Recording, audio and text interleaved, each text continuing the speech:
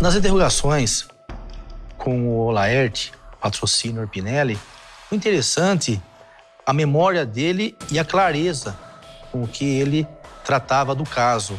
Quando você mostrava uma foto de uma criança para ele, prontamente ele já mostrava a foto e dizia o nome da criança. Consequência disso, a forma que ele matou e o local, não digo precisamente, mas bem próximo da onde. Porque como ele arrastou essas crianças, muitas vezes para a mata, e muitos anos passaram, 1 ano, 2 anos, muda a vegetação. Então, quando ele foi até o local nos mostrar, ele falou, acho que era bem por aqui, porque era mais rasteiro o mato. E quando a gente foi fazer a diligência, já estava... Então, houve essa dificuldade também no encontro da ossada devido a isso aí. A esse tempo, né? Esse lapso aí. Mas a riqueza de dados que ele tinha para contar, para esclarecer, era impressionante. Ele sabia muita coisa. De qual criança sumiu, de que cidade foi, o nome da criança, aonde a conheceu e como matou.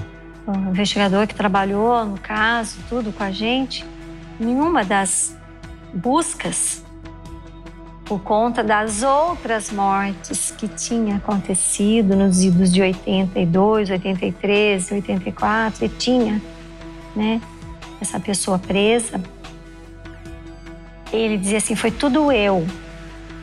Aí falou assim, mas de quantas crianças você já matou? Ah, pra mim, matar criança é como matar um passarinho.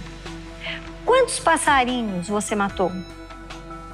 Ah, doutora, até 100 eu contei, depois eu não contei mais. Então, era, assim, natural para ele. Matar criança, violentar criança era normal, como se fosse do dia a dia. Como se fosse almoçar, jantar, conversar, era normal. Na cabeça dele, completamente normal. Sempre demonstrou frio. Ah, eu matei. Assumia todos os crimes lá. Esse foi eu que matei. Levava até o local, contava detalhes. Mas nunca sequer, eu matei porque eu não gostava. Não, porque era um prazer dele, era o lado dele, psicótico dele mesmo. Quando ele foi preso, a irmã dele ele tinha uma irmã, que era a pessoa mais próxima dele, era uma irmã.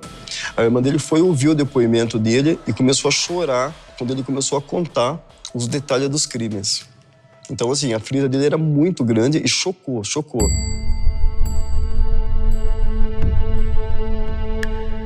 A verdade é assim, pelo que ele contava, ele só chegava ao orgasmo se ele matasse. Mas não tinha uma questão de introdução de pênis, de nada. Pelo que ele falava, seria assim, uma masturbação em razão daquilo que ele praticava. Então, ele estava praticando, mas também estava se masturbando ao mesmo tempo e chegava até a ejaculação. Mas não tinha, acho que o contato físico, pênis, vagina, ou pênis, ânus, enfim. Mas ele tinha esse prazer, né? E ele só tinha essa ereção se ele praticasse esses atos de violência. Então, a gente presume que, assim, toda essa violência de bater na criança, porque ele matava, assim, por traumatismo crânioencefálico, de seios da face. Muitas crianças tinham dentes quebrados, porque ele ia dando soco. Então, acho que nesse momento que ele ia matando é que ele ia tendo esse prazer sexual. Pelo que ele nos contou. Assim, esperma foi encontrado, foi feito na criança de Franca, né? O DNA e positivou. Mas, assim, não sabemos exatamente se teve a violência sexual. Sabe-se que teve, mas não sabe se foi exatamente nesse sentido. Se a criança estava viva ainda ou morta já, como que ele fazia parte sexual. Mas presume-se que ele... Porque ele falava que a criança gritava e ele queria que gritasse mais ainda. Então ele batia mais porque era isso que ele queria. Era o prazer que ele sentia.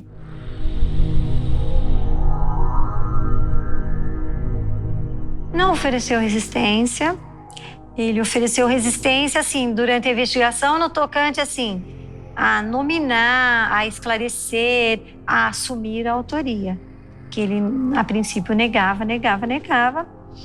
Mas a partir do momento que ele começou a confessar, aí ele começou a confessar todos os casos.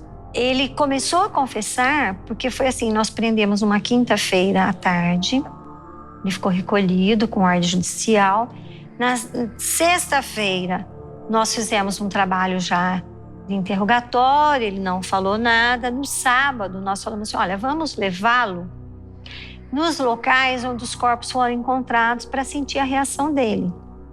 Já também com a equipe de perícia junto, tudo, né? E ele sempre frio. Assim, completamente, a gente percebia que ele não tinha qualquer reação, nem ao local, nem a nada.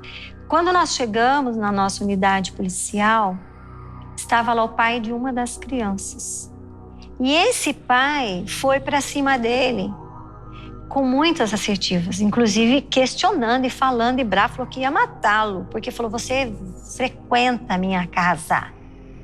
Você me conhece não é de hoje. Você frequenta a minha casa, eu te conheci no bar dos artistas, que era um bar mais ou menos na área central.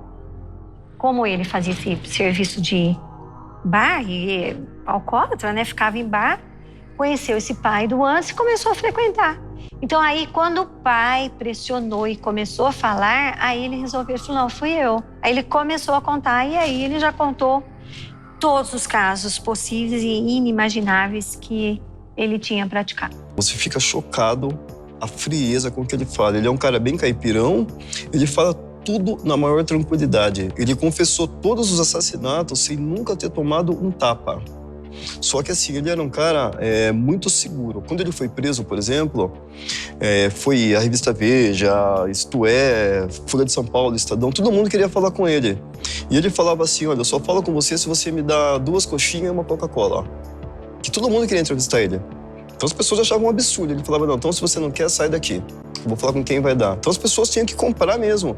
Coxinha, Coca-Cola, deu até problema no DP na época por causa disso, mas ele só falava com quem ele queria e o que ele queria. Mas na maneira de confessar os crimes, ele falava com extrema frieza. A gente sabe hoje a realidade da criminalidade é outra, né? Nós vivemos num país em que, em regra geral, né, aumentou muito. Então, hoje, você falar em realidade, os pais deixam as crianças soltas para a rua, não por conta que, pode sumir meu filho, tem um pedófilo, não. Mas por conta da criminalidade geral. Há um cuidado maior, e isso é natural, né, inerente a qualquer cidade.